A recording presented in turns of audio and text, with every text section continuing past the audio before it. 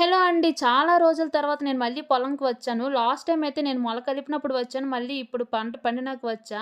నా వీడియోని కొత్తగా ఎవరైనా చూస్తే మొల కలపడం అంటే ఏంటో తెలియని వారికి ఎందుకు కలుపుతారు, ఎలా కలుపుతారు అనే వీడియో డిస్క్రిప్షన్‌లో పెట్టా ఒకసారి చూడండి.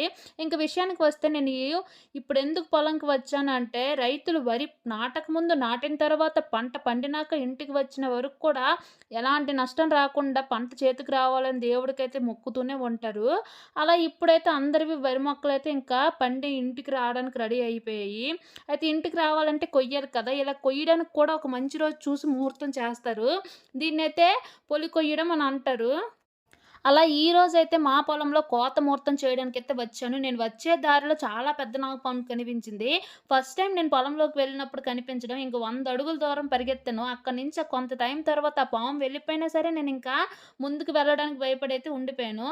అప్పుడు ఆ పక్క నుంచి వెళ్ళిపోతున్న ఒక ఆవిడైతే "కొంత దూరం వస్తాను పదమ్మా" అంటూ నాకు కొంత దూరం తోడొస్తే నేనింక ముందుకు వెళ్ళగలిగాను.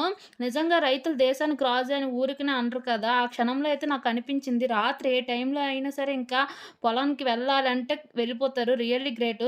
అయితే ఇక విషయానికి వస్తే ఈ ముహూర్తం ఎలా చేస్తారంటే 3 వరి దుబ్బులను కలిపి ఒక దుబ్బుగా కట్టుకోవాలి. వాటి మధ్య వినాయకుడిని తయారు చేసి పసుపు, కుంకుమ, అక్షంతలు, పువ్వులు వేసి పూజ చేసుకుంటారు. ఒక కొబ్బరికాయ కొట్టి నమస్కారం చేసుకుంటారు. ఎలాంటి ఇబ్బందులు లేకుండా మా పంట మా ఇంటికి వచ్చేటట్టు చూడు స్వామి అంటూ.